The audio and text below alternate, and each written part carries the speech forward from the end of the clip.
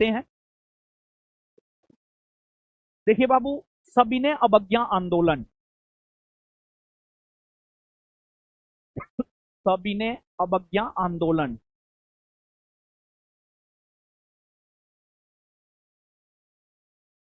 सविनय अवज्ञा आंदोलन।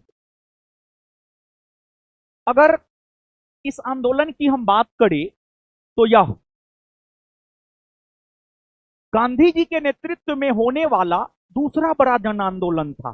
सविनय अवज्ञा आंदोलन की अगर हम बात करें तो यह महात्मा गांधी के नेतृत्व में होने वाला दूसरा बड़ा जन आंदोलन था। दूसरा दूसरा बड़ा जन आंदोलन था।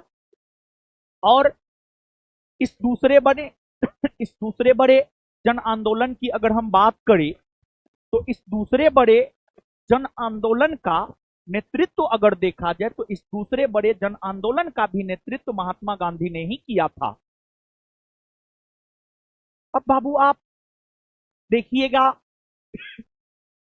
कांग्रेस की, तो कांग्रेस ने वर्ष 1929 के, कांग्रेस ने जो है वर्ष 1929 के अपने लाहौर में हो रहे वार्षिक अधिवेशन के दौरान ही, कांग्रेस ने वर्ष 1929 के अपने लाहौर में हो रहे वार्षिक अधिवेशन के दौरान ही यह प्रस्ताव पारित किया था। यह प्रस्ताव पारित किया था कि कांग्रेस महात्मा गांधी के नेतृत्व में सविनय अवज्ञा आंदोलन चलाएगा। कांग्रेस महात्मा गांधी के नेतृत्व में सविनय अवज्ञा आंदोलन चलाएगा। इस प्रकार का प्रस्ताव तो 1929 के लाहौर अधिवेशन में ही पारित हो गए थे।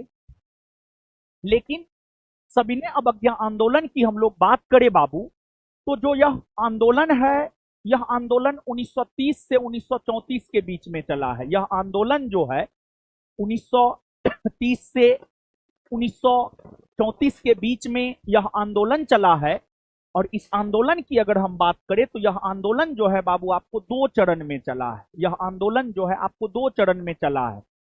इसका पहला चरण, इसका पहला चरण अगर हम लोग देखें तो 1930 से 1931 के बीच में इसका पहला चरण है। और इसका दूसरा चरण बाबू अगर हम लोग देखें तो इसका जो दूसरा चरण है वह है आपको 1932 से 1934। इसका दूसरा चरण है 1932 से 1934। तो ठीक है, 2 चरण में चले हैं। इसको थोड़ा डिटेल्ड जो है हम लोग जानने का प्रयास करते हैं।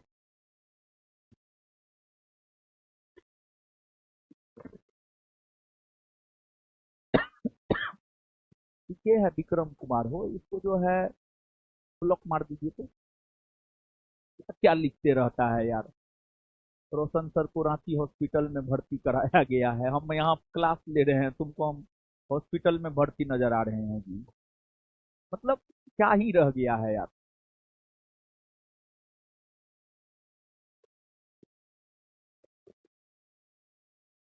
ये सब कमेंट फालतू फालतू जो कमेंट करता है, नहीं सबको ब्लॉक मार दीजिए, चैनल से ब्लॉक मार दीजिए।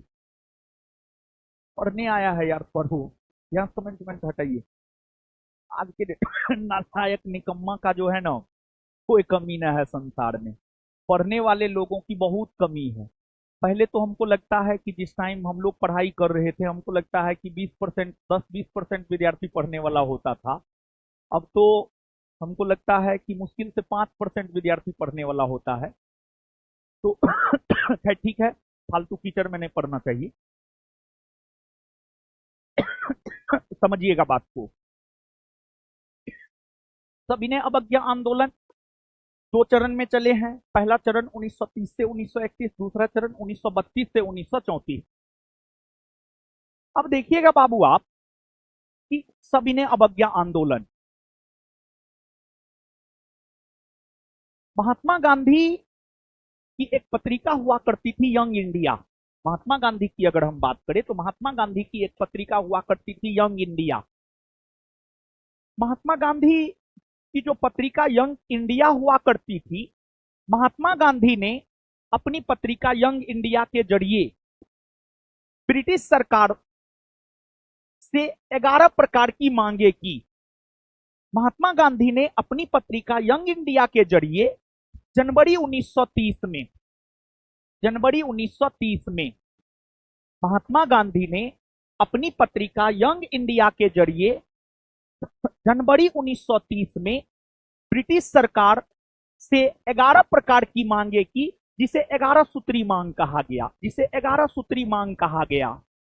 और जो 11 सूत्री मांग है, अगर हम इस 11 सूत्री मांग की बात करें तो इस 11 सूत्री मांग में एक मांग यह भी थी कि नमक कानून को तोड़ा जाए, नमक कानून को तोड़ा जाए, नमक कानून को तोड़ा जाए। एक मांग यह थी, एक मांग यह थी। देखिए, देश भारत है।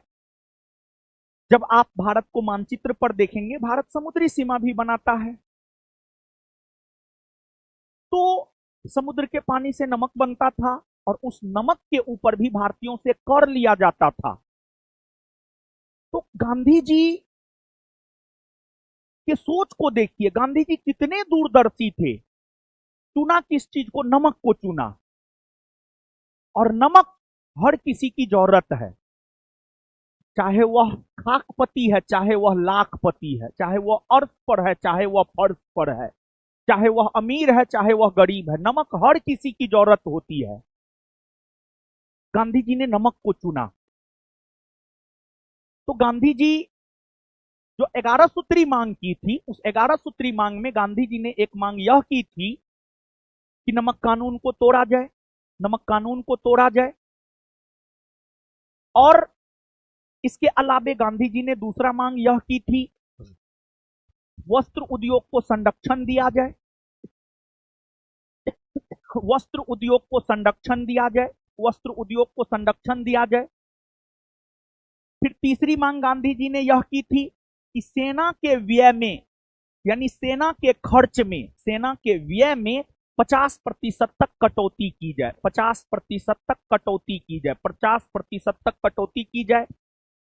फिर इन 11 सूत्री मांगों के जरिए ही गांधी जी ने यह भी मांग की थी कि जो राजनीतिक कैदी है, राजनीतिक कैदी को रिहा किया जाए, राजनीतिक कैदी को रिहा किया जाए। और फिर इस 11 सूत्री मांग में ही गांधी जी ने जो है पूर्ण शराबबंदी, पूर्ण शराबबंदी को लेकर भी मांग किया था महात्मा गांधी ने, पूर्ण शराबबंदी को लेकर भी महात्मा गांधी ने मांग किया था। ये तमाम प्रकार की मांगे महात्मा गांधी ने अपनी पत्रिका यंग इंडिया के जरिए जनवरी 1930 में ब्रिटिश सरकार से किया। गांधी जी की मांग पर ब्रिटिश सरकार ध्यान नहीं दिया, और जब गांधी जी की मांग पर ब्रिटिश सरकार ध्यान नहीं दिया तो इस पर महात्मा गांधी ने कहा, मैंने सूखी रोटी मांगी थी, बदले में हमें पत्थर मिला।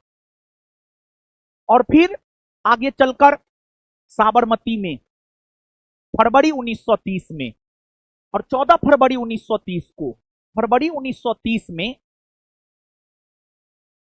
फरवरी 1930 में, फरवरी 1930 में साबरमती में, साबरमती में गुजरात में पड़ता है ये। साबरमती में, साबरमती की अगर हम बात करें तो साबरमती में जो है, साबरमती में जो है महात्मा गांधी ने कांग्रेस वर्किंग कमेटी की बैठक बुलाई, कांग्रेस वर्किंग कमेटी की बैठक बुलाई और फाइनल मुहर फरवरी 1930 में साबरमती आश्रम में हुए, साबरमती में हुए कांग्रेस वर्किंग कमेटी की बैठक में फाइनल मुहर इस बात पर लगाया गया कि गांधी जी के नेतृत्व में अब सविनय अवज्ञा आंदोलन चलाया जाएगा। खैर, कांग्रेस ने इसे प्रस्तावित पहले ही कर दिया था। वर्ष 1930 में तो कांग्रेस का कोई वार्षिक अधिवेशन हुआ नहीं, तो कांग्रेस 1929 के लाहौर अधिवेशन में ही सविनय अवज्ञा आंदोलन चलाए जाने के प्रस्ताव को पारित कर दिया था कांग्रेस ने।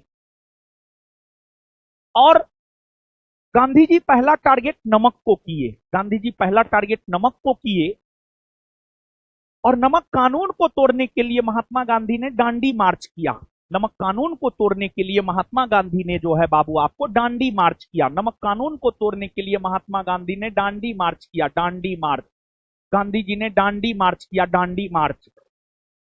और गांधी जी के डांडी मार्च की शुरुआत, गांधी जी के डांडी मार्च की शुरुआत अगर देखी जाए तो गांधी जी के डांडी मार्च की शुरुआत जो है 12 मार्च 1930 को हुई है। 12 मार्च 1930 को गांधी जी के डांडी मार्च की शुरुआत हुई है। 12 मार्च 1930 को महात्मा गांधी के डांडी मार्च की शुरुआत हुई है।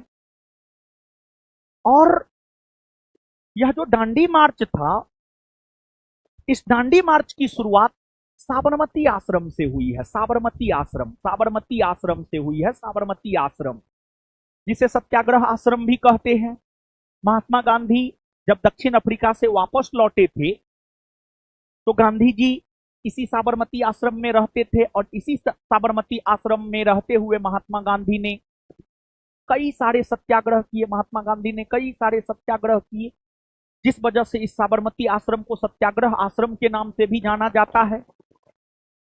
और जहां तक इस डांडी मार्च का सवाल है, इस मार्च के लिए पूरी तैयारी की गई। पूरे देश भर के कांग्रेसी को इस मार्च में शामिल किया गया, लेकिन गिने चुने कांग्रेसी, हर प्रांत से कुछ कांग्रेसी जो है इस मार्च में शामिल हुए थे। और कहा जाता है कि गांधी जी अपने 78 सहयोगियों के साथ, 78 सहयोगी, अपने 78 सहयोगियों के साथ जो है इस मार्च की शुरुआत किया। और गांधी जी, कुछ स्रोत ऐसा है जो 79 भी लिखता है, कुछ स्रोत ऐसा है जो 80 भी लिखता है। तो गांधी जी अपने 78 सहयोगियों के साथ जो है इस मार्च की शुरुआत किया। और इन 78 सहयोगियों में बिहार से भी एक थे, और इन 78 सहयोगियों में बिहार से भी जो एक थे उनका नाम था बाबू आपको कारो बापू। बिहार से भी एक थे, उनका नाम था आपको कारो बापू, कारो बापू, या फिर इन्हें ही इतिहास में गिरिपत चौधरी के नाम से भी जाना जाता है। इन्हें ही जो है इतिहास में गिरिपत चौधरी, गिरिपत चौधरी के नाम से भी इन्हें ही जाना जाता है। बिहार से एकमात्र प्रतिनिधि शामिल हुए थे। और इस डांडी मार्च में सबसे ज्यादा प्रतिनिधि अगर देखा जाए तो इस डांडी मार्च में सबसे ज्यादा प्रतिनिधि जो है गुजरात प्रांत से शामिल हुए थे। गुजरात, गुजरात प्रांत से शामिल हुए थे। लेकिन उस समय की अगर आप बात करेंगे तो उस समय तो गुजरात प्रांत हुआ नहीं करता था। उस समय तो गुजरात प्रांत हुआ नहीं करता था। तो उस समय की अगर हम बात करेंगे तो उस समय जो है बाबू आपको बंबई प्रांत हुआ करता था। उस समय बंबई प्रांत हुआ करता था। और लेकिन सबसे ज्यादा गुजरात प्रांत से ही लोग शामिल हुए थे। उस समय गुजरात प्रांत था नहीं, बंबई प्रांत हुआ करता था। गांधी जी जब डांडी मार्च की शुरुआत 12 मार्च 1930 को साबरमती आश्रम से किए, तो महात्मा गांधी जब साबरमती आश्रम के बाहर अपना पहला कदम रखे तो महात्मा गांधी जब साबरमती आश्रम के बाहर अपना पहला कदम रखे तो महात्मा गांधी ने यह कहा, अब मैं दोबारा इस आश्रम में तब कदम रखूंगा जब मैं देश को आजादी दिला दूंगा। तो कहीं ना कहीं उनके सहयोगियों को लगा, पूरे देश को लगा कि अब सविनय अवज्ञा आंदोलन के माध्यम से भारत को महात्मा गांधी स्वराज्य दिला देंगे, भारत को महात्मा गांधी स्वराज्य दिला देंगे। और फिर इसकी शुरुआत हो गई। और गांधी जी के डांडी मार्च को वैश्विक जगत के मीडिया ने भी कवर किया। और जब गांधी जी का डांडी मार्च हो रहा था तो उस दौरान गांधी जी यात्रा करते थे, फिर विश्राम भी करते थे।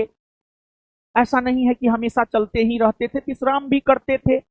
और विश्राम के दौरान महात्मा गांधी जो है जन समूह को संबोधित करने का काम किया करते थे। और इस मार्च को कवर करते हुए जब मीडिया जगत के लोगों ने गांधी जी से पूछा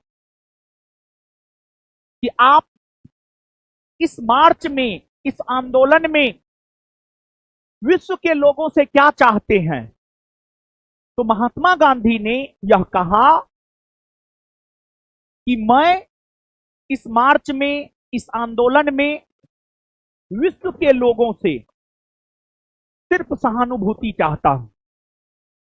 और गांधी जी ने यह बात कही, शक्ति के विरुद्ध अधिकार की इस लड़ाई में, शक्ति के विरुद्ध अधिकार की इस लड़ाई में मैं विश्व की सहानुभूति मात्र चाहता हूं।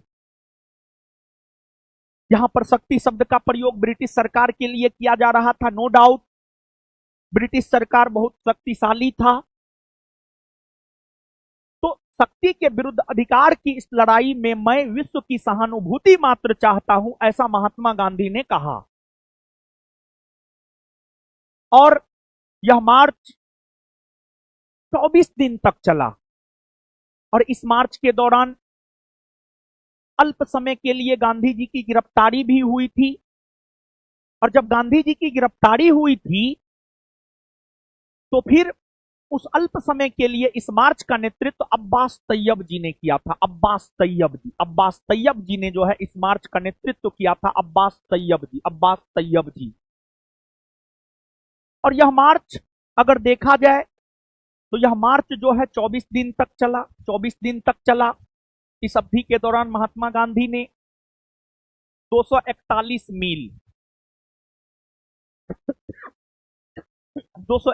मील की दूरी तय किया और लगभग अगर देखा जाए तो 375 किलोमीटर, लगभग अगर देखा जाए तो 375-76 किलोमीटर की यात्रा महात्मा गांधी ने किया। और महात्मा गांधी साबरमती आश्रम से निकले, गुजरात के नवसारी जिला स्थित दांडी पहुंचे और दांडी पहुंचकर महात्मा गांधी ने 6 अप्रैल 1930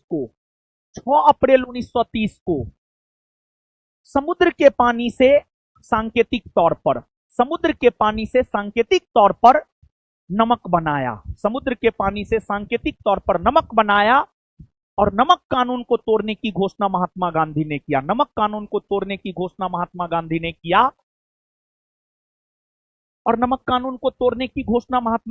किया। गांधी जी का जो यह मार्च था, इस मार्च की अगर हम बात करें तो गांधी जी का जो दांडी मार्च था, जिसकी शुरुआत 12 मार्च 1930 ईस्वी से हुई है, इस मार्च से ही सविनय अवज्ञा आंदोलन की शुरुआत हुई मानी जाती है। और अगर देखा जाए बाबू तो इस मार्च की तुलना, गांधी जी के दांडी मार्च की तुलना सुभाष चंद्र बोस ने, नेपोलियन के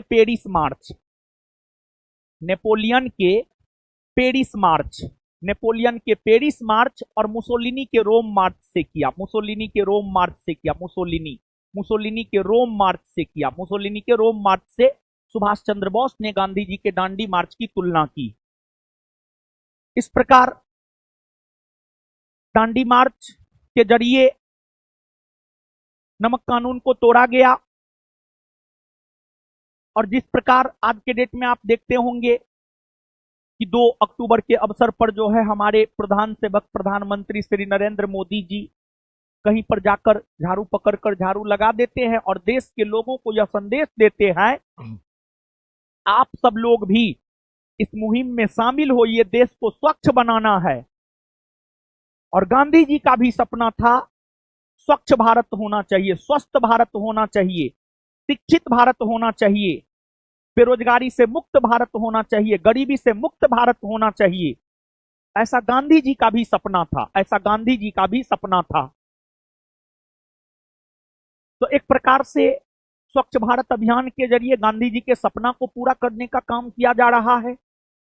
तो इसमें हम लोगों की भागीदारी होनी चाहिए। तो अब गांधी जी ने नमक कानून तोड़कर गांधी जी ने नमक कानून तोड़कर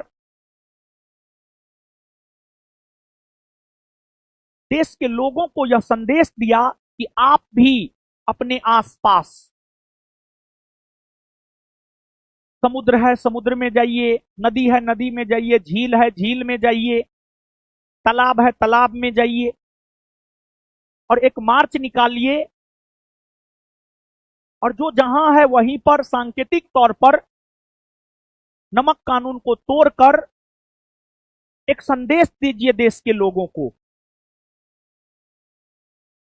गांधी जी के दांडी मार्च के जरिए नमक कानून को तोड़ा गया, इसी वजह से इसे नमक सत्याग्रह भी कहा जाता है। और ये दांडी मार्च हो, नमक सत्याग्रह हो, ये सब सविनय अवज्ञा आंदोलन का ही बाबू पार्ट है। ये सब सविनय अवज्ञा आंदोलन का ही पार्ट है। सविनय अवज्ञा आंदोलन का ये सब पार्ट है। जैसे हाथ हो गया, मुंह हो गया, नाक हो गया, कान हो गया, ये मानव शरीर के अंग है।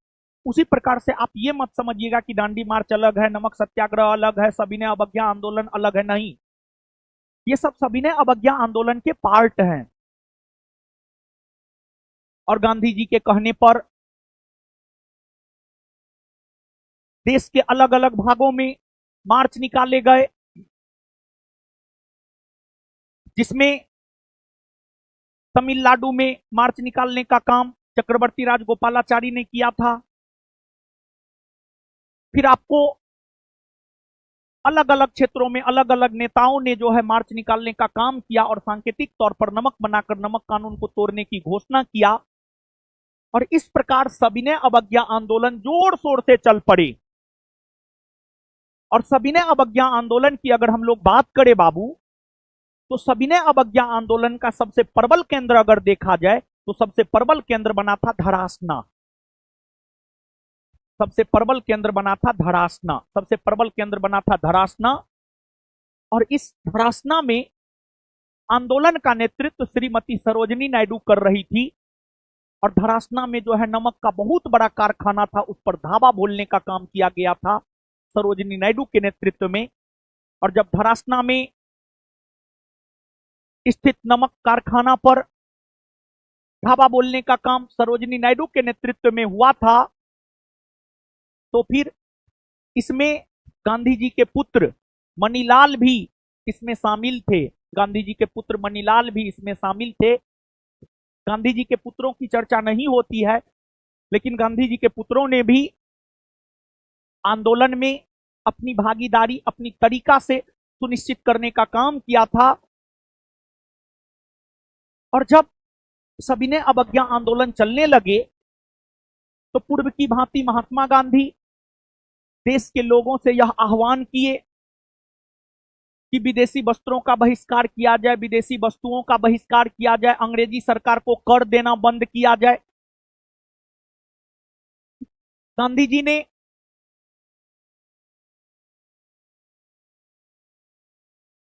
जो कर देने की व्यवस्था को बंद करने की घोषणा की, उसमें बिहार के क्षेत्र में अगर देखा जाए तो बिहार के लोगों ने अंग्रेजी सरकार को चौकीदारी कर देना बंद कर दिया। मध्य भारत में महाराष्ट्र, मध्य प्रदेश के क्षेत्र में, कर्नाटक के क्षेत्र में जंगल कानून को तोड़े गए सविनय अवज्ञा आंदोलन के दौरान। और सविनय अवज्ञा आंदोलन की अगर हम लोग बात करें बाबू, तो सविनय अवज्ञा आंदोलन की शुरुआत दांडी मार्च से ही हुई मानी जाती है। और इस आंदोलन का एक प्रमुख केंद्र बना था अपना बिहार। और बिहार में भी सविनय अवज्ञा आंदोलन की शुरुआत 6 अप्रैल 1930 को सारण से हुई मानी जाती है। सारण से हुई मानी जाती है। सारण का इलाका हो गया, चंपारण का इलाका हो गया, बेगूसराय का इलाका हो गया, पटना का इलाका हो गया। ये तमाम क्षेत्र सविनय अवज्ञा आंदोलन का प्रमुख केंद्र बना था। और सविनय अवज्ञा आंदोलन में महिलाओं ने भी अपनी भागीदारी सुनिश्चित की थी। और महिला भी बढ़ चढ़कर सविनय अवज्ञा आंदोलन में पार्टिसिपेट की थी। महिला भी बढ़ चढ़कर जो है सविनय अवज्ञा आंदोलन में पार्टिसिपेट की थी। और कहा जाता है कि सविनय अवज्ञा आंदोलन के दौरान जब विदेशी वस्तुओं का बहिष्कार होने लगा, जब विदेशी वस्तुओं का बहिष्कार होने लगा और आंदोलन पुरजोर तरीका से चलने लगा, तो इस आंदोलन के जो नेतृत्वकर्ता महात्मा गांधी थे, महात्मा गांधी को गिरफ्तार कर लिया गया और महात्मा गांधी को गिरफ्तार कर पूना के यरबदा जेल में बंद कर दिया गया था। महात्मा गांधी को गिरफ्तार कर पूना के यरबदा जेल में बंद कर दिया गया था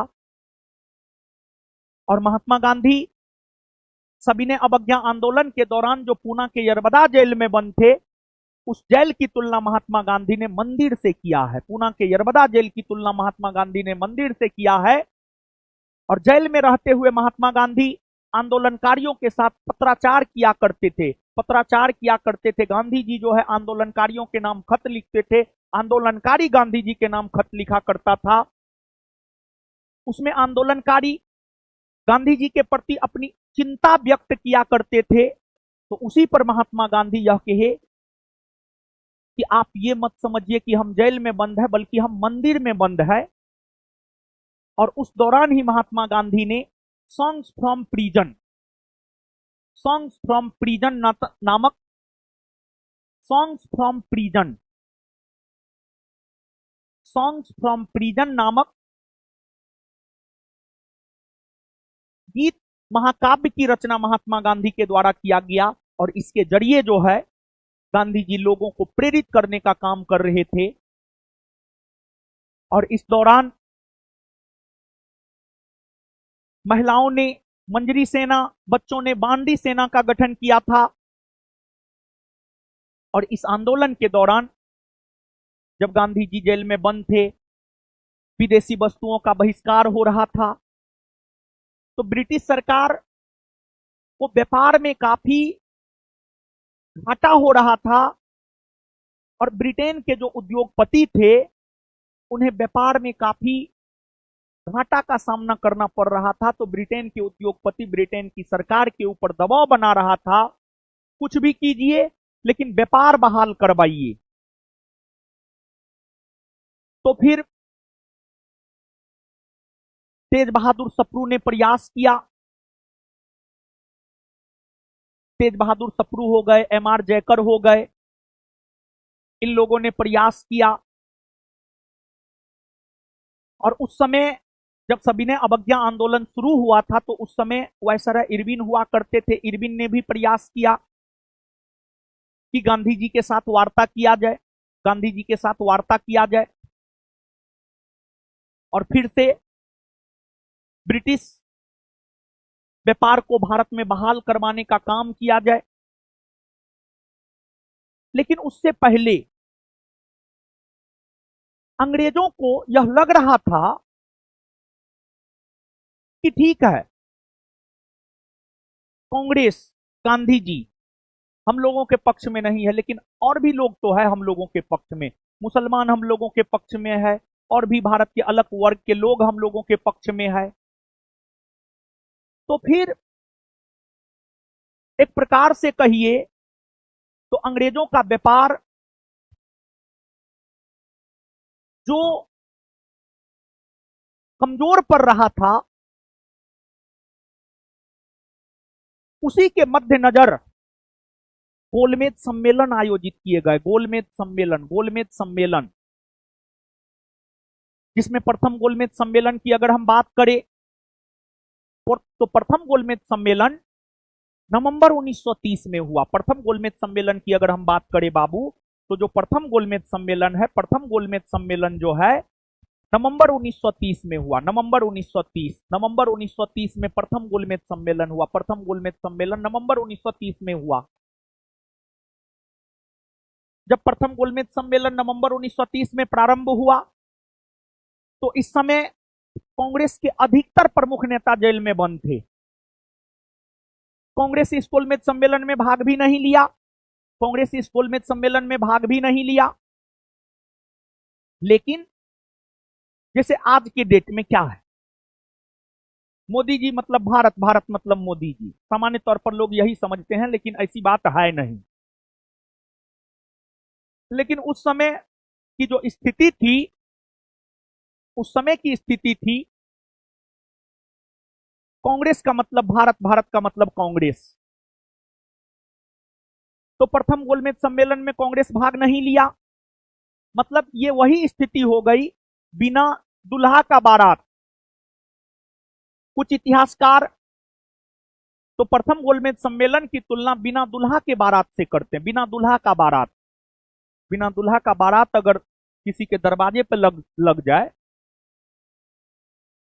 तो फिर जो घरबैया है बाराती को कूट देगा। बारात का महत्व दुल्हा के साथ है, बिना दुल्हा के बारात का कोई महत्व तो नहीं है। तो बाबू अगर देखा जाए तो प्रथम गोलमेज सम्मेलन में कांग्रेस भाग नहीं लिया, लेकिन ठीक है, प्रथम गोलमेज सम्मेलन में कांग्रेस भाग नहीं लिया,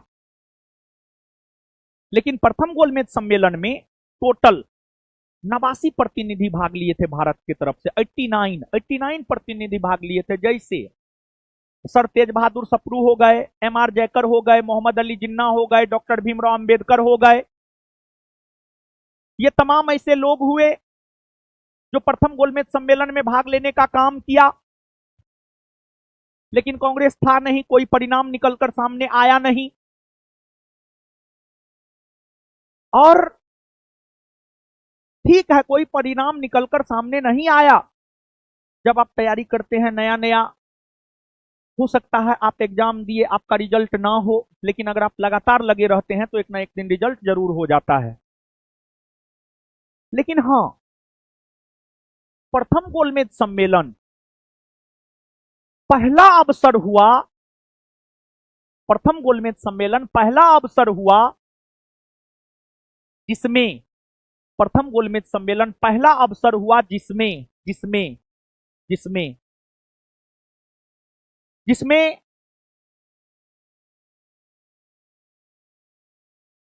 अंग्रेजों ने भारतीयों को अपने समकक्ष का दर्जा दिया, यानी भारतीयों को अपने बराबर का दर्जा दिया, भारतीयों को अपने बराबर का दर्जा दिया, समकक्ष का दर्जा दिया।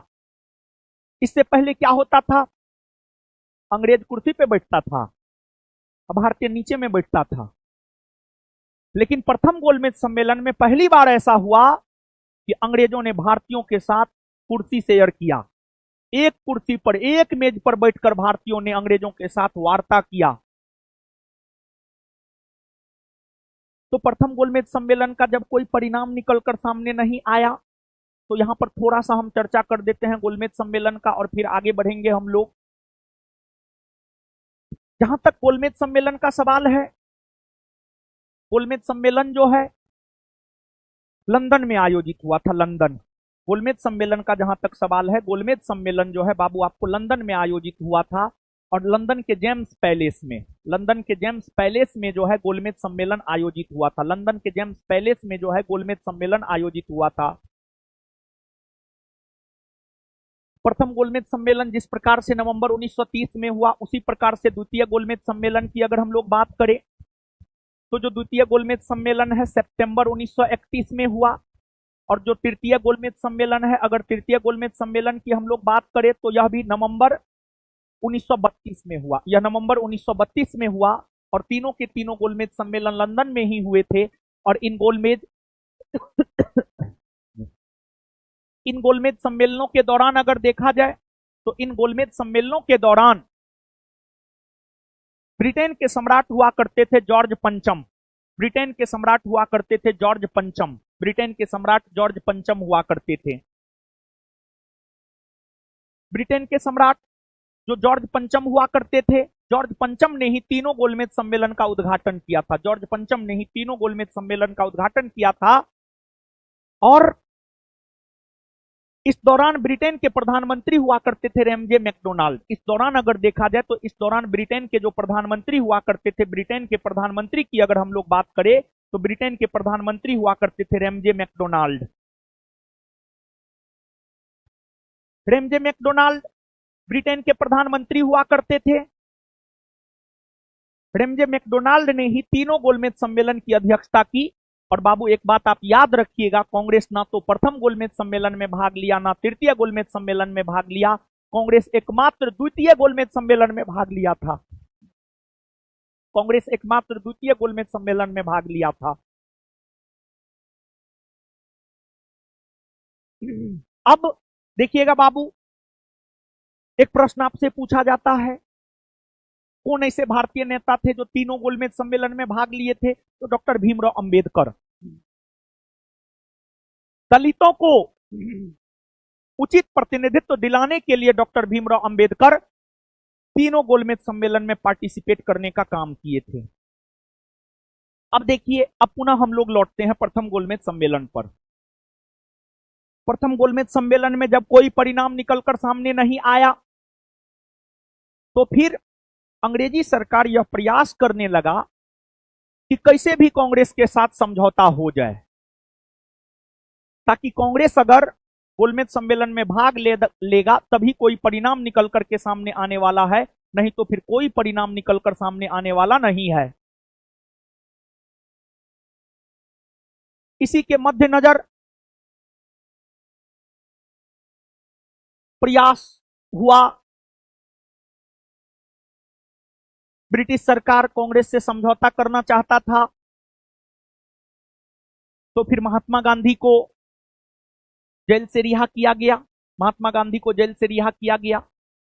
जनवरी 1931 में महात्मा गांधी को जेल से रिहा किया गया। जनवरी 1931 में महात्मा गांधी को जेल से रिहा किया गया। और जानते हैं बाबू, जब महात्मा गांधी जेल में बंद थे न, पुणे के यरबदा जेल में, एक मीडिया जगत के लोग हुआ करते थे, जॉर्ज स्लोकोम्ब। जॉर्ज स्लोकोब जॉर्ज स्लोकोब की अगर हम बात करें तो उन्होंने गांधी जी का जो है पूरा जो बाइट लिया था, जेल में इंटरव्यू लिया था, गांधी जी के इंटरव्यू को यानी साक्षात्कार को जो है छापने का काम किया गया था। गांधी जी को जनवरी 1931 में जेल से रिहा कर दिया गया। और फिर महात्मा गांधी और भारतीय वायसराय, उस समय के भारतीय वायसराय इरविन के बीच 5 मार्च 1931 को एक समझौता हुआ, जिस समझौता को इतिहास में गांधी इरविन समझौता कहा जाता है। गांधी इरविन समझौता।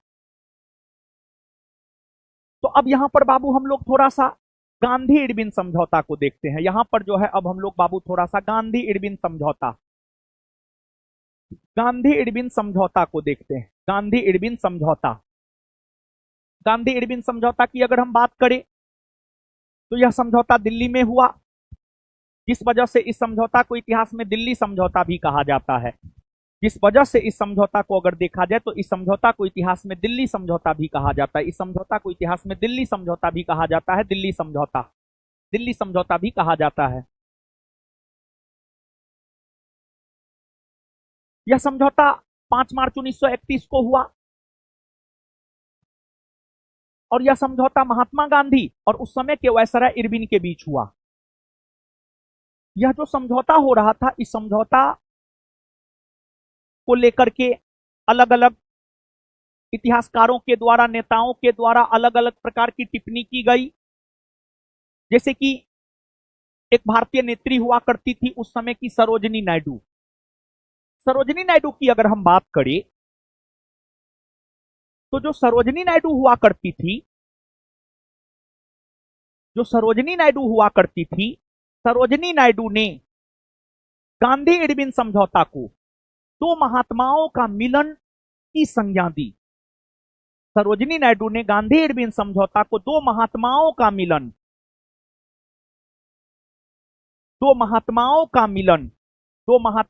मिलन की संज्ञा दी।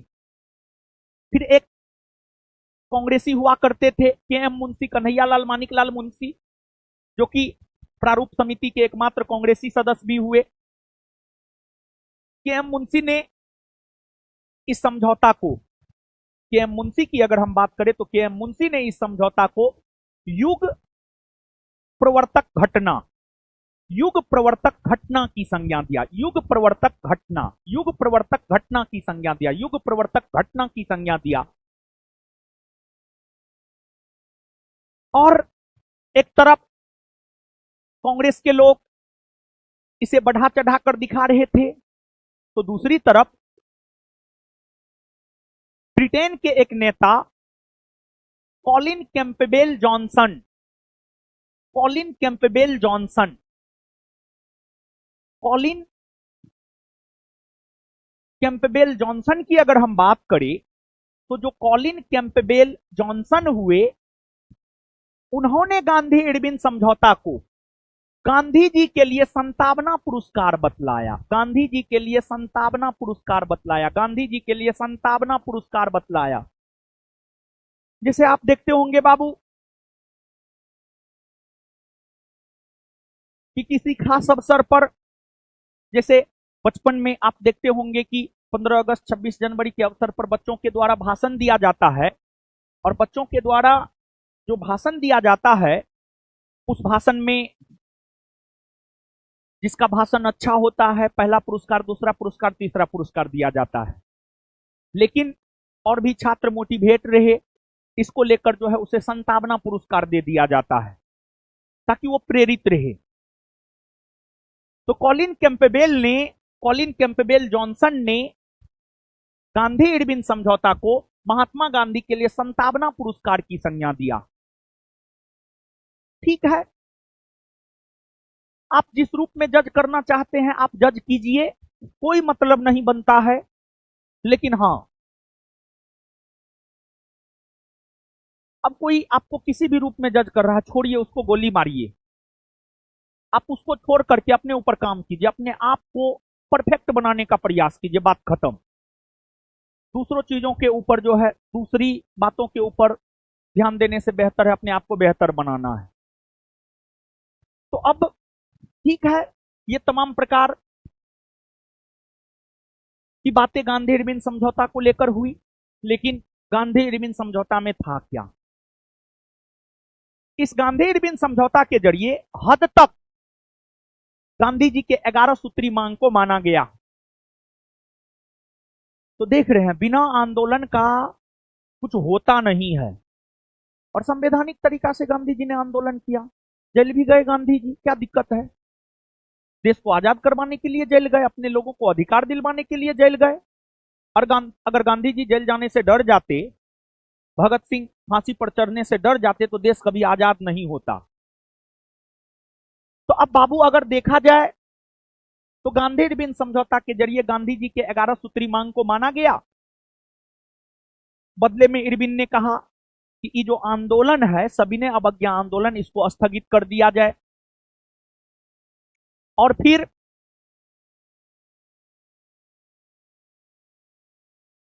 कांग्रेस द्वितीय गोलमेज सम्मेलन में भाग ले।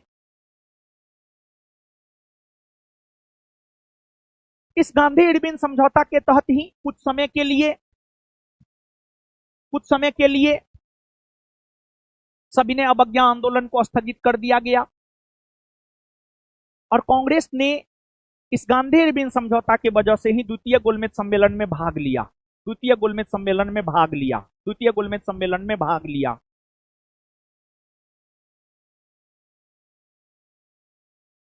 अब गांधी इरविन समझौता में जो तमाम प्रावधान हुए थे, गांधी इरविन समझौता को स्वीकृति दिलाने का काम कांग्रेस ने 1931 के कराची अधिवेशन के जरिए किया। कांग्रेस ने 1931 के कराची अधिवेशन कांग्रेस ने 1931 के कराची अधिवेशन कांग्रेस ने 1931 के कराची अधिवेशन के जरिए गांधी इरविन समझौता को स्वीकृति दिलाने का काम किया।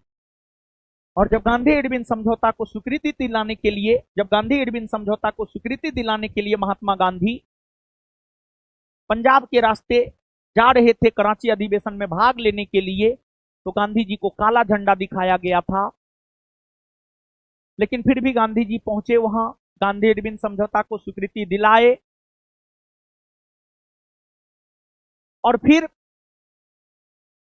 गांधी जी ने भी भाषण दिया और कहा गांधी मर सकता है परंतु गांधीवाद नहीं।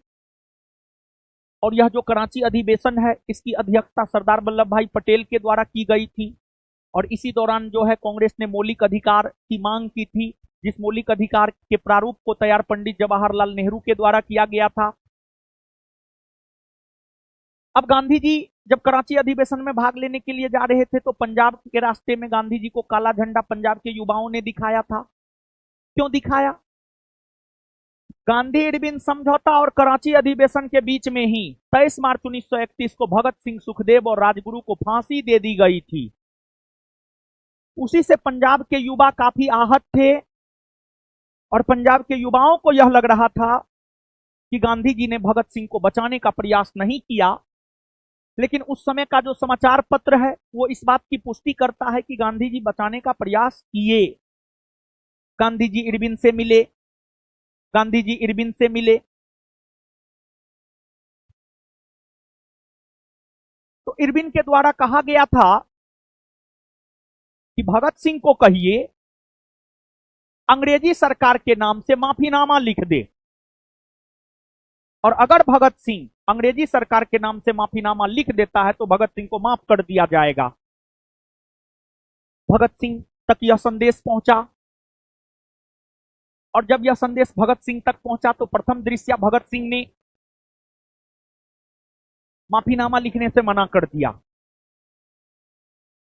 लेकिन फिर भगत सिंह ने माफीनामा लिखा, परंतु भगत सिंह ने माफीनामा में यह लिखा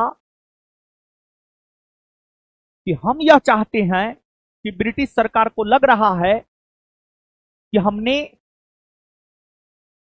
सॉन्डर्स की गोली मारकर हत्या की है, तो हम यह चाहते हैं हमें चौराहे पर गोली मार दिया जाए। इस प्रकार की बातें भगत सिंह ने अपनी माफीनामा में लिखा। ऐसा करना अंग्रेजों के बस के बाहर था। भगत सिंह की जो लोकप्रियता थी, उस लोकप्रियता के वजह से, अरे भगत सिंह की लोकप्रियता इतनी अच्छी थी, इतनी शानदार थी, इतनी उच्चतम स्तर पर थी कि भगत सिंह को 24 मार्च को फांसी दिया जाना था। लेकिन लाहौर का माहौल जो है काफी तनावपूर्ण हो गया। एक दिन पहले 24 मार्च को फांसी दिया जाना था, लेकिन एक दिन पहले 23 मार्च को ही भगत सिंह को फांसी दे दी गई। इतने अधिक लोकप्रिय थे भगत सिंह और इतना तनावपूर्ण माहौल बन गया था। तो फिर गांधी इरविन समझौता को स्वीकृति 1931 के कराची अधिवेशन के जरिए दिलाया गया, और फिर इस समझौता के तहत ही कांग्रेस द्वितीय गोलमेज सम्मेलन में भाग लिया। अब यह तो स्पष्ट हो गया कि कांग्रेस द्वितीय गोलमेज सम्मेलन में भाग लेगा, लेकिन अब कांग्रेस की तरफ से भाग कौन लेगा? गांधी जी अलग अलग नेताओं को भाग लेने को लेकर प्रेरित किए, लेकिन किसी ने भी अपनी हामी नहीं भरी, क्योंकि सबको लग रहा था कि अगर कुछ भी गड़बड़ हुआ गांधी जी सब चीज थोप देंगे। यानी गांधी जी का स्थिति कांग्रेस के नेताओं के नजर में ऐसा था, चित भी मेरा पट भी मेरा। और कुछ लोग इस प्रवृत्ति के होते हैं, कुछ लोग इस मानसिकता के होते हैं कि चिट भी मेरा पट भी मेरा, दायां भी मेरा बायां भी मेरा। तो इसी वजह से कोई तैयार नहीं हुआ। तब कांग्रेस के लोग बोले गांधी जी आप ही शामिल होइए। तो फिर द्वितीय गोलमेज सम्मेलन में गांधी जी ही शामिल हुए, और गांधी जी राजपुताना नामक जहाज से द्वितीय गोलमेज सम्मेलन में भाग लेने के लिए लंदन गए थे, और इस दौरान गांधी जी के साथ उनका बेटा देवदास गांधी भी गया था। और गांधी जी के साथ श्रीमती सरोजिनी नायडू, मदन मोहन मालवीय जैसे नेता द्वितीय गोलमेज सम्मेलन में गांधी जी के साथ भाग लेने के लिए गए थे। और गांधी जी जब लंदन पहुंचे तो लंदन में जहां जहाज रुकना था वहां पर अंग्रेजों की भीड़ लगी हुई थी गांधी जी को देखने के लिए। कौन है गांधी जी? जो अंग्रेजों के नाक में दम किए हुआ है, वो पर्सनैलिटी था गांधी जी का, जिस वजह से लोगों की भीड़ लगी हुई थी। और गांधी जी वही धोती में गए, आधा पहने हुए हैं आधा ओढ़े हुए हैं। उसी को देखकर विंस्टन चर्चिल ने गांधी जी को अर्धनग्न फकीर कहा, अर्धनग्न फकीर। गांधी जी लंदन पहुंचे, लंदन के किंग्सले हॉल में ठहरे, गोलमेज सम्मेलन की शुरुआत हुई, गोलमेज सम्मेलन में जाकर पार्टिसिपेट किए। गांधी जी गोलमेज सम्मेलन में भाग लेकर अपनी बात रखना चाहे, लेकिन गांधी जी को मुद्दा से भटकाया गया। गांधी जी को मुद्दा से सांप्रदायिक आधार पर भटकाया गया, हिंदू मुसलमान के आधार पर भटकाया गया। और गांधी जी यह चाहते थे कि हम यह मांग करें कि भारत को डोमिनियन स्टेट्स का दर्जा दिया जाए, भारत को डोमिनियन स्टेट का दर्जा दिया जाए। यह मांग गांधी जी द्वितीय गोलमेज सम्मेलन में भाग लेकर किए, लेकिन गांधी जी के इस मांग पर ध्यान नहीं दिया गया। सांप्रदायिक उलझनों में कांग्रेस के नेताओं को फंसाया गया, भारतीयों को फंसाया गया। गांधी जी बड़ी दूरदर्शी थे, गांधी जी समझ गए अब इसका कोई परिणाम निकलकर सामने आने वाला नहीं है। गांधी जी गोलमेज सम्मेलन को बीच में ही छोड़ दिए और वापस लौट गए। और कुछ इतिहासकार ऐसा लिखते हैं कि जब गांधी जी वापस आ रहे थे तो अंग्रेजों पर दबाव बनाने के लिए महात्मा गांधी हिटलर से भी मुलाकात किया, हिटलर से भी मुलाकात किए। और फिर गांधी जी भारत आए। भारत आने के बाद महात्मा गांधी ने कहा कि मैं खाली हाथ वापस आया हूं, लेकिन भारत ने जो झंडा हमें दिया था उस झंडा को हमने झुकने नहीं दिया। यह महात्मा गांधी का स्टेटमेंट था। और महात्मा गांधी भारत आने के बाद वायसराय से मिलने का प्रयास किए। उस समय तक वायसराय चेंज हो गए थे। इरविन के जगह लॉर्ड विलिंगटन या लॉर्ड वेलिंगटन, जो कि 1915 के कांग्रेस के वार्षिक अधिवेशन में भी भाग लिए थे, लॉर्ड वेलिंगटन वायसराय बन गए थे। महात्मा गांधी लॉर्ड वेलिंगटन से मिलने का प्रयास किए, लेकिन लॉर्ड वेलिंगटन ने गांधी जी को समय नहीं दिया। और जब गांधी जी को समय लॉर्ड वेलिंगटन ने नहीं दिया तो फिर से महात्मा गांधी ने जनवरी 1932 ईस्वी में सविनय अवज्ञा आंदोलन की शुरुआत की, जिसे द्वितीय चरण का सविनय अवज्ञा आंदोलन कहा जाता है। और जो द्वितीय चरण का सविनय अवज्ञा आंदोलन है, यह आंदोलन प्रारंभ जनवरी 1932 में हुआ। और जब यह आंदोलन प्रारंभ हुआ सभी कांग्रेसी नेताओं को गिरफ्तार कर जेल में बंद कर दिया गया, सभी कांग्रेसी नेताओं को गिरफ्तार कर जेल में बंद कर दिया गया।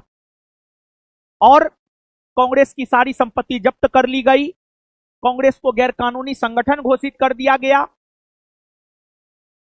अब बताइए, कांग्रेस को ही गैर कानूनी संगठन घोषित कर दिया गया, कांग्रेस के नेता को गिरफ्तार कर जेल में बंद कर दिया गया, कांग्रेस की संपत्ति जब्त कर ली गई, लेकिन फिर भी सने सने धीरे धीरे द्वितीय चरण का सविनय अवज्ञा आंदोलन चलता रहा। और अंततः बिना किसी परिणाम के, ठीक है इसका कोई परिणाम नहीं निकला, लेकिन सविनय अवज्ञा आंदोलन ने कहीं ना कहीं, सविनय अवज्ञा आंदोलन ने कहीं ना कहीं अंग्रेजी सरकार के नींव को हिलाकर रख दिया।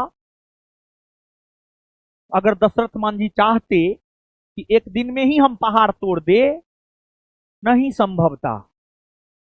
कभी कभी हम भी ऐसा सोच लेते एक के दिन में पूरा इतिहास करवा देना है, माथा भरिया जाता है, कुछ नहीं करवा पाते।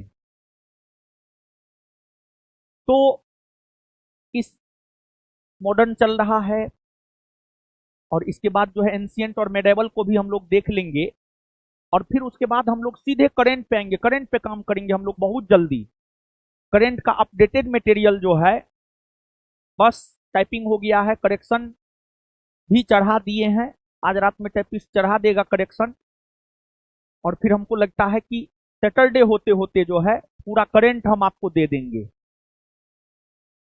सब्जेक्टिव ऑब्जेक्टिव दोनों, और उस करंट को हम करवा भी देंगे आपको बाबू।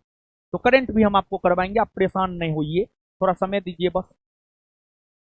तो बाबू अब आप देखिएगा कि ठीक है, आंदोलन असफल हो गया, और इस आंदोलन की असफलता के बाद महात्मा गांधी रचनात्मक कार्यों पर ध्यान देने लगे, रचनात्मक कार्यों पर ध्यान देने लगे, और साथ ही साथ महात्मा गांधी हरिजनों के उत्थान को लेकर हरिजन यात्रा प्रारंभ किए, हरिजन सेवक संघ की स्थापना किए। हरिजन, हरि का जन, हरि मतलब ईश्वर, जन मतलब लोग, ईश्वर का लोग। महात्मा गांधी ने दलितों को हरिजन कहकर पुकारा था, महात्मा गांधी ने दलितों को हरिजन कहकर पुकारा था। गांधी जी ने दलितों के उत्थान के लिए हरिजन सेवक संघ की स्थापना किया, और उसके तत्वाधान में यात्रा निकाला। गांधी जी के हरिजन यात्रा का विरोध व्यापक स्तर पर हुआ, लेकिन फिर भी गांधी जी जगह जगह जाकर हरिजनों को दलितों को जागरूक करने का काम महात्मा गांधी ने किया।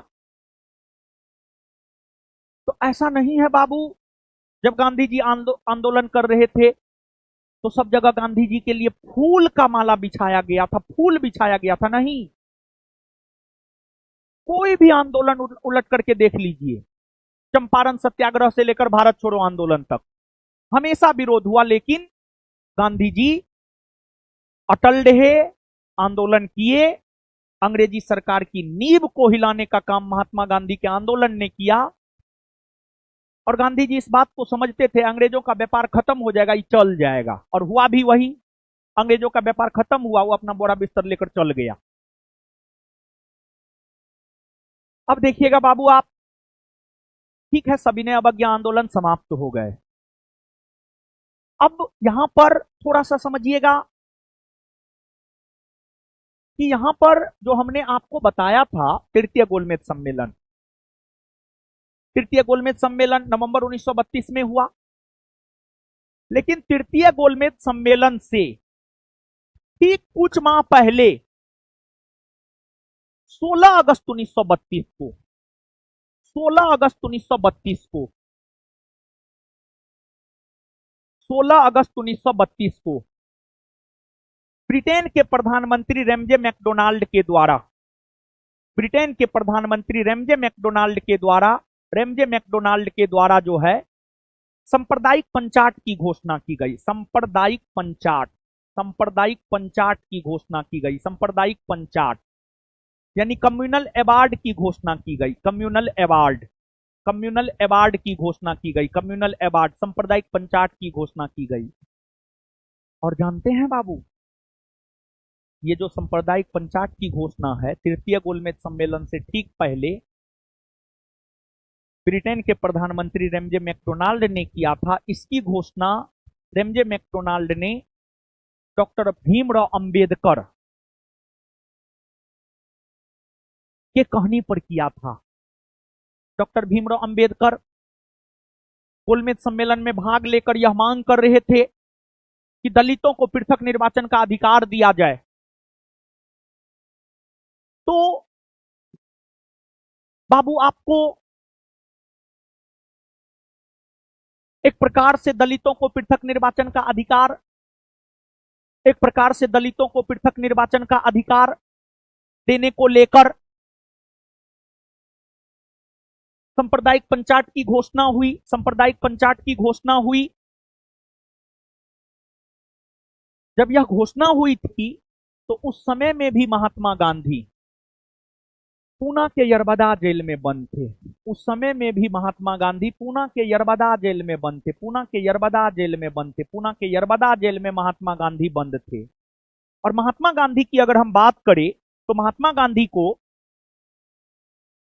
जब यह पता चला कि सांप्रदायिक पंचाट की घोषणा हो गई है, सांप्रदायिक पंचाट की घोषणा हो गई है,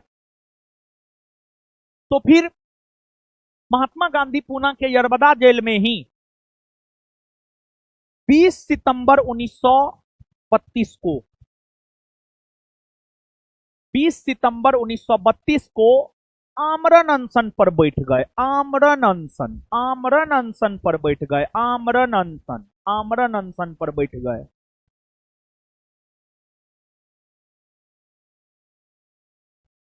गांधी जी आमरण अनशन पर बैठे।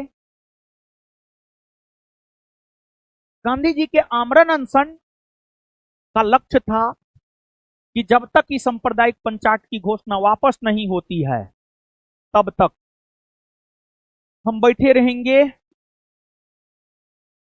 और इस लक्ष्य को पाने के लिए हम मर भी जाएं, कोई दिक्कत नहीं है। ऐसा क्यों भाई? देखिए, गांधी जी बड़ी दूरदर्शी थे।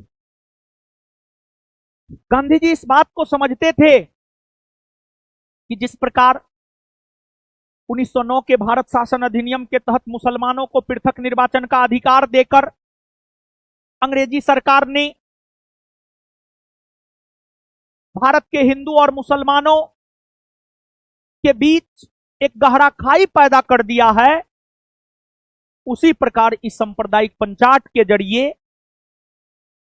हिंदुओं के बीच अगड़ी जाति के हिंदू, पिछड़ी जाति के हिंदू, फॉरवर्ड बैकवर्ड हिंदू, उच्च जाति के हिंदू, निम्न जाति के हिंदू, उच्च जाति के हिंदू, दलित हिंदू के बीच इसके जरिए अंग्रेजी सरकार गहरा खाई पैदा करने वाला था, और हिंदू को भी आपस में लड़ाने वाला था अंग्रेज।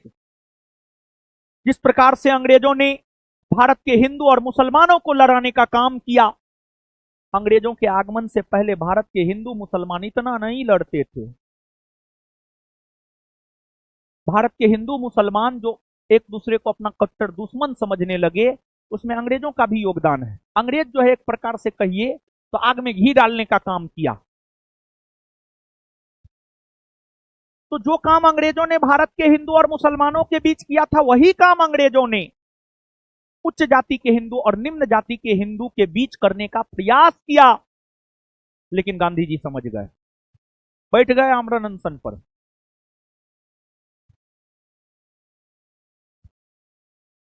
गांधी जी के इस आमरण अनशन की सराहना करते हुए रविन्द्रनाथ टैगोर ने कहा, देश की एकता और सामाजिक अखंडता को बनाए रखने के लिए गांधी जी के इस बलिदान को देश याद रखेगा।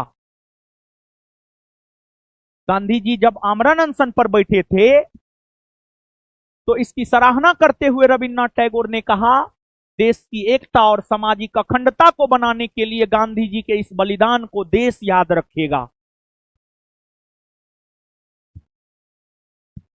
और फिर गांधी जी जब आमरण अनशन पर बैठ गए, फिर कांग्रेस के लोग अंबेडकर साहब के साथ वार्ता करने लगे। बीच का रास्ता निकाला जाए, बीच का रास्ता निकाला जाए। तो फिर बाबू आपको मदन मोहन मालवीय के प्रयास से महात्मा गांधी और अंबेडकर साहब के बीच, महात्मा गांधी और अंबेडकर साहब के बीच अगर देखा जाए तो महात्मा गांधी और अंबेडकर साहब के बीच जो है 24 सितंबर 1932 को पूना में एक समझौता हुआ, जिस समझौता को इतिहास में पूना समझौता कहा जाता है। पूना समझौता कहा जाता है। पूना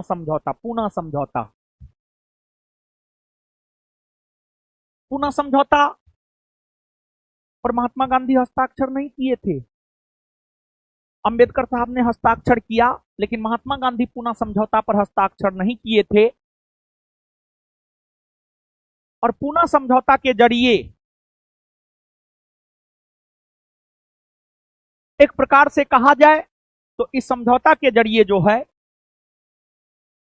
दलितों को आरक्षण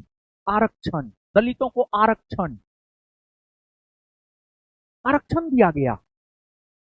और एक प्रकार से कहिए तो जो हमारा संविधान है उस संविधान में एससी एसटी को जो आरक्षण दिया गया है उसका सूत्रपात यहीं से हुआ है।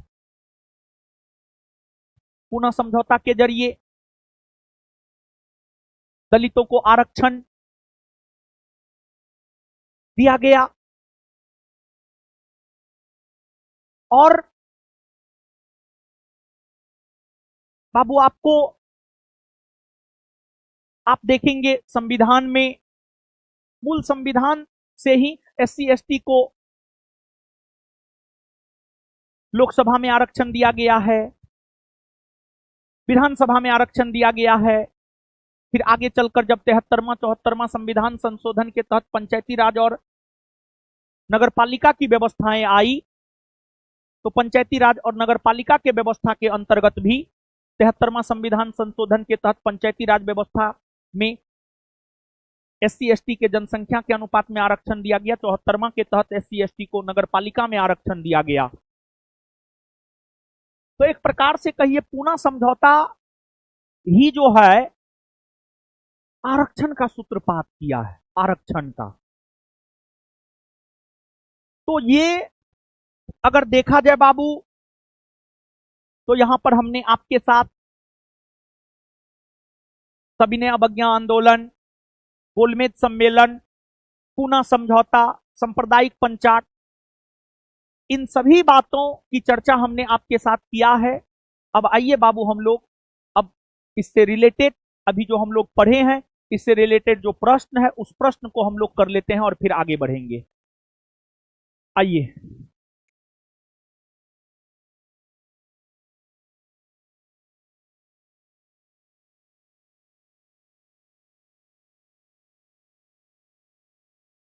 आइएगा बाबू प्रश्न पे, प्रश्न पे आइएगा, प्रश्न पे।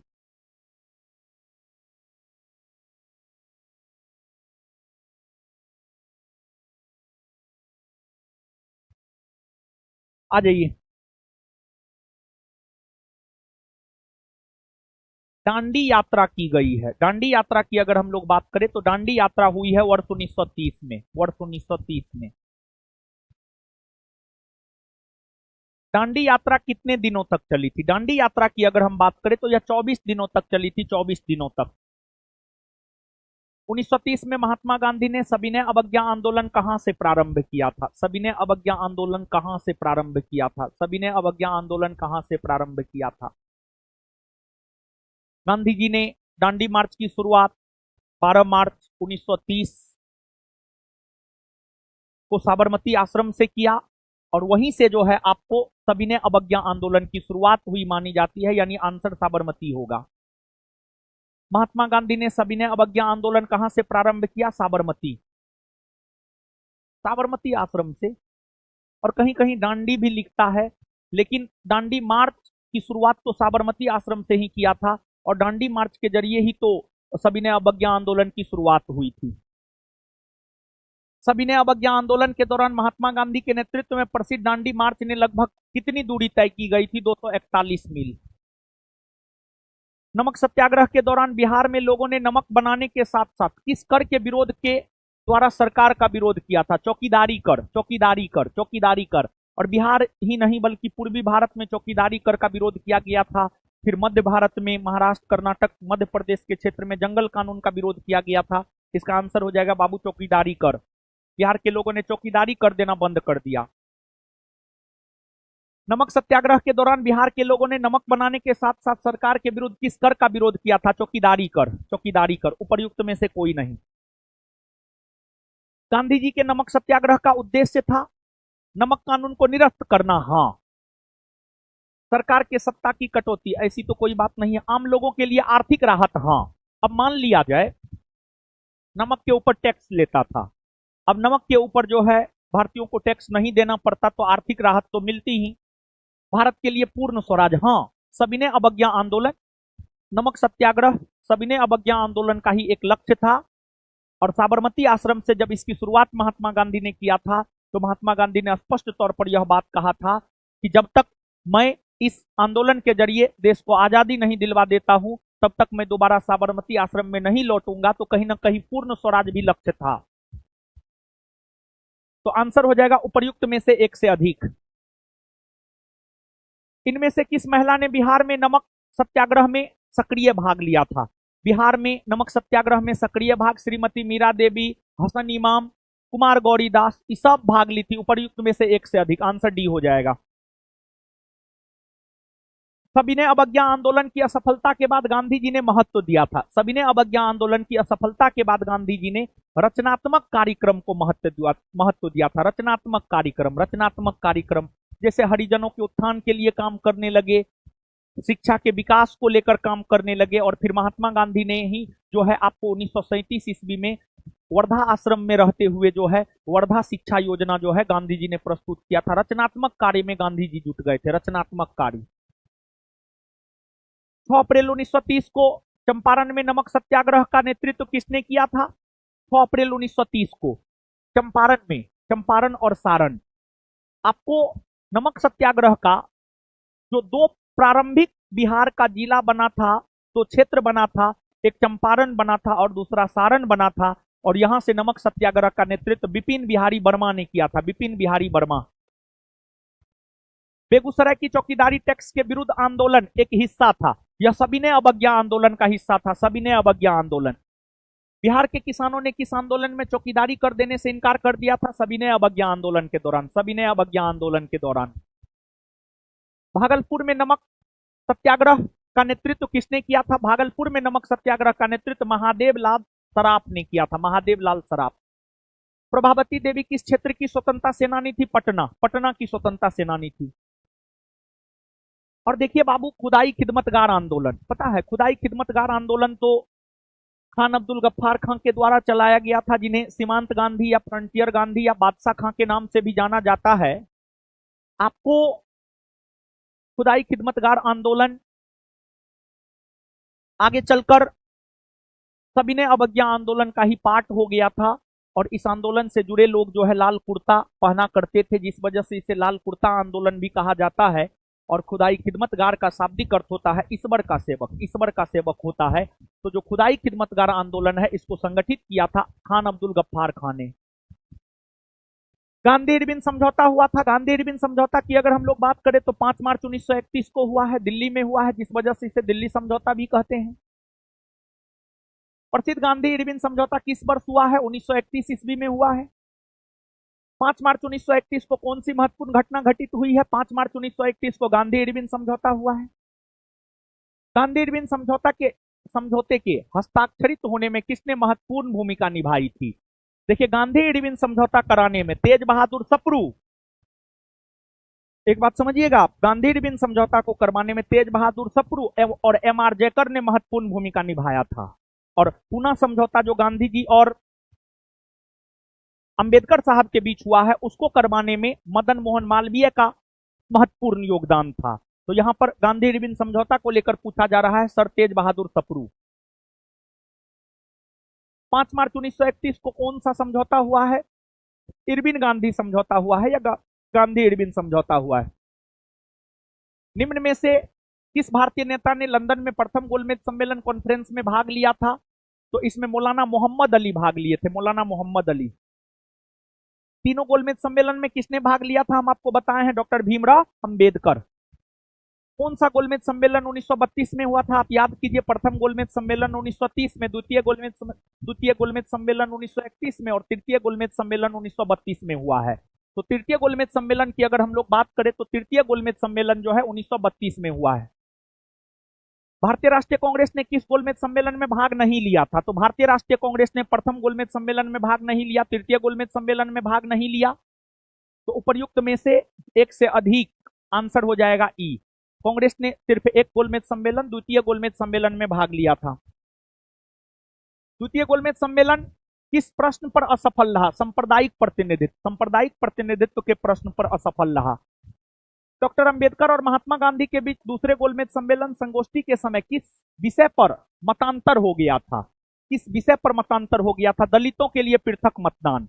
यानी गांधी जी चाहते थे कि नहीं, दलित तो हिंदू ही है, तो उनके लिए पृथक निर्वाचन की व्यवस्था क्यों किया जाए, इसी को लेकर जो है गांधी जी और अंबेडकर के बीच जो है मतांतर हो गया था। गांधी जी और अंबेडकर के बीच जो है आपको इस मामले पर आपको मतांतर हो गया था। अब इसके बाद बाबू हम लोग आगे बढ़ते हैं।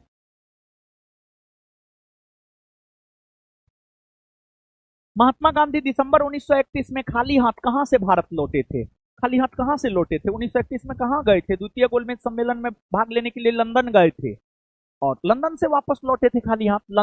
लंदन से वापस लौटे थे, लंदन। राउंड टेबल कॉन्फ्रेंस के समय इंग्लैंड का प्रधानमंत्री कौन था? राउंड टेबल कॉन्फ्रेंस यानी गोलमेज सम्मेलन। हमने आपको बतलाया है, प्रथम गोलमेज सम्मेलन हो, द्वितीय गोलमेज सम्मेलन हो या तृतीय गोलमेज सम्मेलन हो, इन सभी सम्मेलनों के दौरान बाबू अगर देखा जाए तो ब्रिटेन के प्रधानमंत्री हुआ करते थे रैमजे मैकडोनाल्ड। Ramsay McDonald.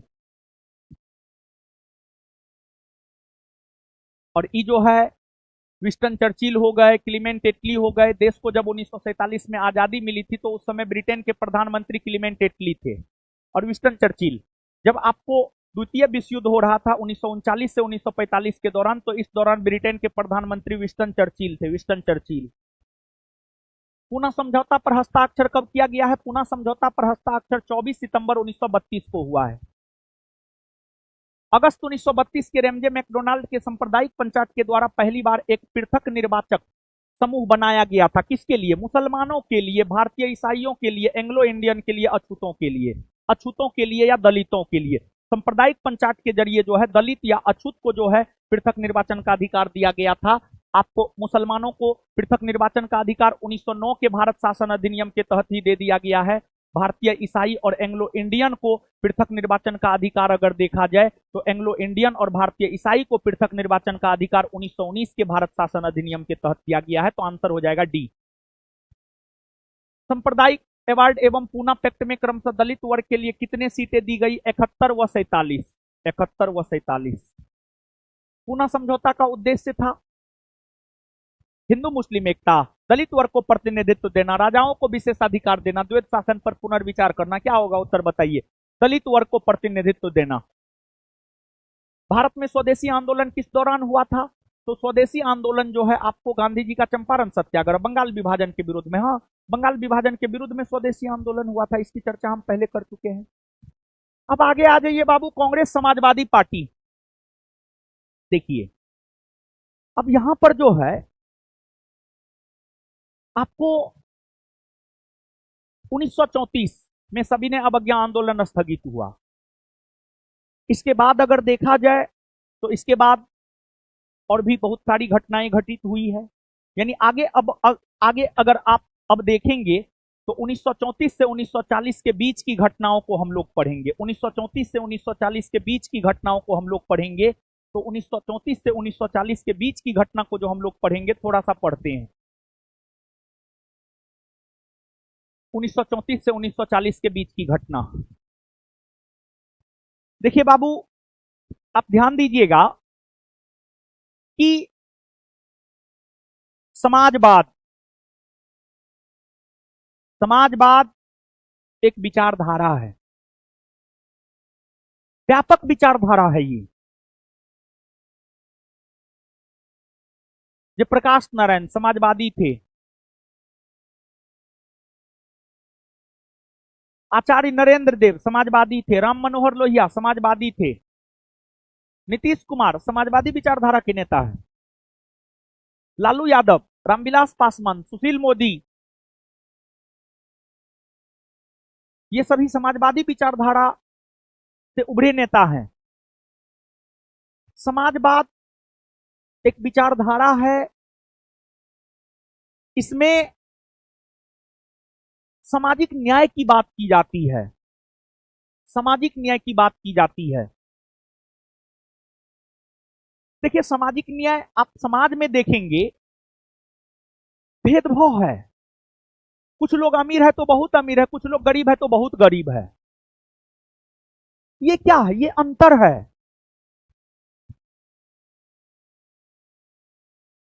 जबकि समाजवाद जो कि एक विचारधारा है जिसका उद्देश्य है लोगों के बीच समानता स्थापित करना, लोगों के बीच समानता स्थापित करना। सामाजिक स्तर पर, आर्थिक स्तर पर, राजनीतिक स्तर पर, इन तमाम स्तरों पर जो है समानता स्थापित करना जो है समाजवाद का लक्ष्य है बाबू। तो कांग्रेस के भीतर ही वर्ष 1934 में, कांग्रेस के भीतर ही वर्ष 1934 में, कांग्रेस के भीतर ही वर्ष 1934 में अगर देखा जाए तो कांग्रेस के भीतर ही वर्ष 1934 में कांग्रेस समाजवादी पार्टी की स्थापना हुई और कांग्रेस समाजवादी पार्टी को स्थापित करने में महत्वपूर्ण योगदान आचार्य नरेंद्र देव, इसके बाद जयप्रकाश नारायण, अच्युत, पटवर्धन, इन तमाम नेताओं का रहा है। और जब 1934 में कांग्रेस समाजवादी पार्टी की स्थापना हुई तो इसका प्रथम अध्यक्ष आचार्य नरेंद्र देव को बनाया गया। कांग्रेस समाजवादी पार्टी का प्रथम अध्यक्ष आचार्य नरेंद्र देव को बनाया गया और प्रथम महासचिव जो है जयप्रकाश नारायण को बनाया गया और इसकी पहली बैठक पटना में ही आयोजित हुआ था वर्ष 1934 में। और फिर कांग्रेस के भीतर जो समाजवादी विचारधारा से ओतप्रोत नेता थे उसने कांग्रेस समाजवादी दल का समर्थन किया। और बाबू अगर देखा जाए तो जिस प्रकार कांग्रेस समाजवादी पार्टी की स्थापना 1934 में हुई अखिल भारतीय स्तर पर, उसी प्रकार बिहार में बिहार सोशलिस्ट पार्टी की स्थापना वर्ष 1931 में हुआ है। बिहार में समाजवादी पार्टी की स्थापना अगर देखा जाए तो बिहार में समाजवादी पार्टी की स्थापना जो है वर्ष 1931 में हुआ है, वर्ष 1931 में हुआ है। और बिहार में समाजवादी पार्टी की स्थापना अगर देखा जाए तो बिहार में समाजवादी पार्टी की स्थापना फूलन प्रसाद वर्मा और जयप्रकाश नारायण के द्वारा किया गया था। फूलन प्रसाद वर्मा और जयप्रकाश नारायण।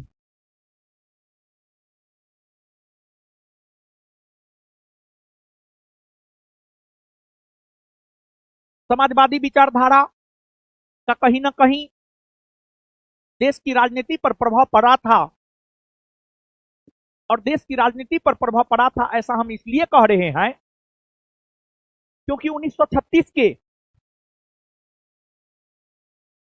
कांग्रेस के लखनऊ अधिवेशन की अध्यक्षता करते हुए पंडित जवाहरलाल नेहरू ने यह कहा था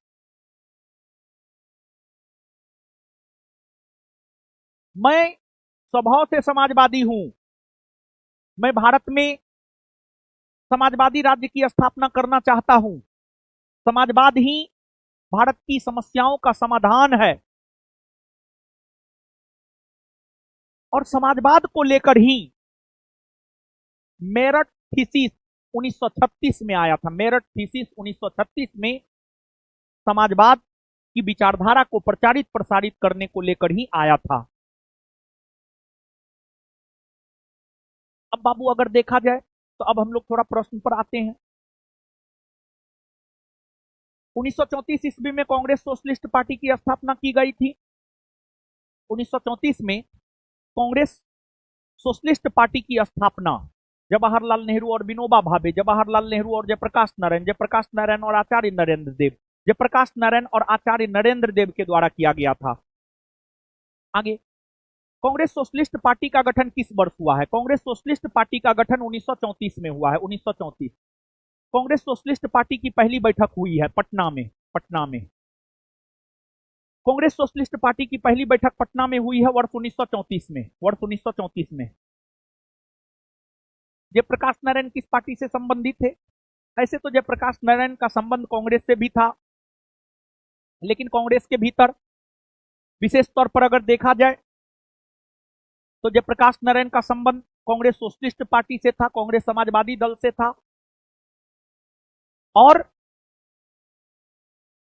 स्वतंत्रता आंदोलन के दौरान तो जो था वो था ही, लेकिन स्वतंत्रता आंदोलन के बाद भी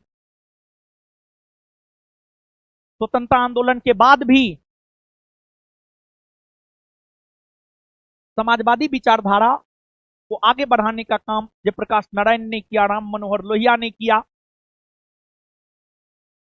और जेपी आंदोलन, जिस जेपी आंदोलन ने इंदिरा गांधी की मजबूत सत्ता की नींव हिलाकर रख दी थी, वही जयप्रकाश नारायण है। यही जयप्रकाश नारायण को जेपी कहा जाता है और इन्हें ही लोकनायक के उपनाम से भी जाना जाता है। और जयप्रकाश नारायण एक ऐसे नेता हुए, जयप्रकाश नारायण एक ऐसे नेता हुए, आजादी से पहले तो उनका योगदान स्वतंत्रता आंदोलन में था ही। भारत छोड़ो आंदोलन में देखिए ना आप, भारत छोड़ो आंदोलन में आजाद दास्ता बनाकर उन्होंने गुप्त तरीके से भारत छोड़ो आंदोलन को अपना नेतृत्व प्रदान करने का काम किया था, जिस वजह से उन्हें जेल भी जाना पड़ा। लेकिन वे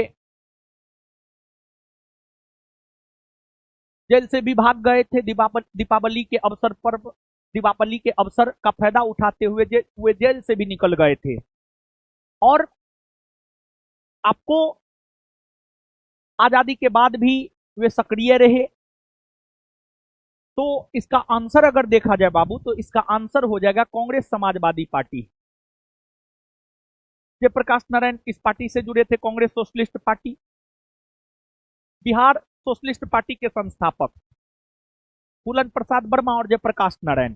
और आपको हमने बताया ही, बिहार में सोशलिस्ट पार्टी की स्थापना 1931 में ही हुई है। आप देखिए बाबू, बिहार जानते हैं, बिहार का इतिहास बहुत गौरवशाली है। आप देखिए ना, अखिल भारतीय स्तर पर कांग्रेस सोशलिस्ट पार्टी की स्थापना 1934 में हुई। अब बिहार में सोशलिस्ट पार्टी की स्थापना 1931 में ही हो गई। अखिल भारतीय स्तर पर किसान सभा की स्थापना 1936 में हुई। बिहार में बिहार प्रांतीय किसान सभा की स्थापना 1929 में हो गई। तो कहीं ना कहीं जिस प्रकार आज हमारे राज्य के मुखिया श्री नीतीश कुमार जी देश को भी एक विजन देते हैं, बहुत सारा ऐसा प्लान है जो नीतीश कुमार जी के नीतियों को केंद्र सरकार के द्वारा अनुसरण किया गया है। तो बिहार आज भी देश को रास्ता दिखाता है और बिहार पहले भी देश को रास्ता दिखाता था। स्वतंत्रता आंदोलन के दौरान भी बिहार देश को रास्ता दिखाता था। आप कोई भी आंदोलन पलट करके देख लीजिए, बिहार उस आंदोलन का एक प्रमुख केंद्र रहा। बिहार के लोग बड़ी क्रांतिकारी होते हैं और जो जितने बड़े क्रांतिकारी होते हैं वो उतने दिल के नरम भी होते हैं। भगत सिंह को पढ़िए ना आप जाकर के, बहुत बड़े क्रांतिकारी थे, दिल के बहुत नरम भी थे। लगता है कीड़ा गिर गया, चाय का स्वाहा हो गया। तो बिहार सोशलिस्ट पार्टी की स्थापना जयप्रकाश नारायण ने किया ऑप्शन के अकॉर्डिंग 1931। अब बिहार समाजवादी पार्टी का गठन किन्होंने किया है? फूलन प्रसाद वर्मा और जयप्रकाश नारायण, ऑप्शन के अकॉर्डिंग। वर्ष 1931 में बिहार समाजवादी पार्टी का गठन किसने किया है? ऑप्शन के अकॉर्डिंग फूलन प्रसाद वर्मा। जयप्रकाश नारायण किस नाम से जाने जाते हैं? लोकनायक। लोकनायक के नाम से जयप्रकाश नारायण जाने जाते हैं। लोकनायक नाम से किन्हें जाना जाता है? जयप्रकाश नारायण, जयप्रकाश नारायण, जयप्रकाश नारायण। और बाल गंगाधर तिलक, इनकी उपाधि है लोकमान्य, लोकमान्य। और इन्हें नेताजी कहा जाता है, नेताजी कहा जाता है इन्हें। तो राष्ट्रपिता, बापू, फकीरों का नेता, वन मैन बाउंड्री फॉर, कई सारी उपाधियां दी गई है। और देखिए गांधी जी का विचारधारा, ठीक है, विचार अलग हो सकता है, रास्ता अलग हो सकता है, लेकिन सबका सामूहिक प्रयास यही था कि देश को आजादी दिलाना है। और सुभाष चंद्र बोस की बाबू अगर आप बात करेंगे तो सुभाष चंद्र बोस से महात्मा गांधी भी काफी प्रभावित थे। और महात्मा गांधी ने सुभाष चंद्र बोस को देशभक्तों का देशभक्त कहा है, देशभक्तों का देशभक्त। जयप्रकाश दिवस कब मनाया जाता है? अप्रैल 1946। प्रांतीय चुनाव और मंत्रिमंडल का गठन, अब जो है बाबू आप देखिएगा कि अब प्रश्न आ गया है आपको 1935 के भारत शासन अधिनियम में यह प्रावधान था कि प्रांतों में विधानसभा के चुनाव 1937 में होंगे और प्रांतों में विधानसभा के चुनाव 1937 में हुए। चलिए बाबू, आज हमारी आपकी मुलाकात यहीं तक रहेंगी। हम लोग मिलते हैं कल, और कल जो है शुक्रवार है और फिर शनिवार रविवार को क्लास फाउंडेशन में मेरा नहीं रहता है, एक्स्ट्रा क्लास ही लेते हैं। तो कल जो है संभवतः पूरी रात हम पढ़ाएंगे और कल मॉडर्न को खत्म कर देंगे।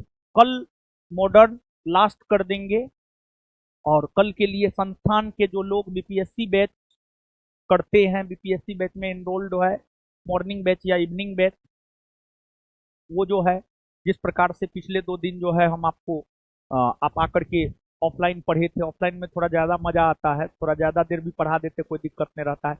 कल आप लोग रात में आ सकते हैं, आइएगा, और कल मॉडर्न को ख़त्म कर देंगे। कल लक्ष्य है मॉडर्न को ख़त्म कर देना। ठीक है बाबू, तो मिलते हैं कल।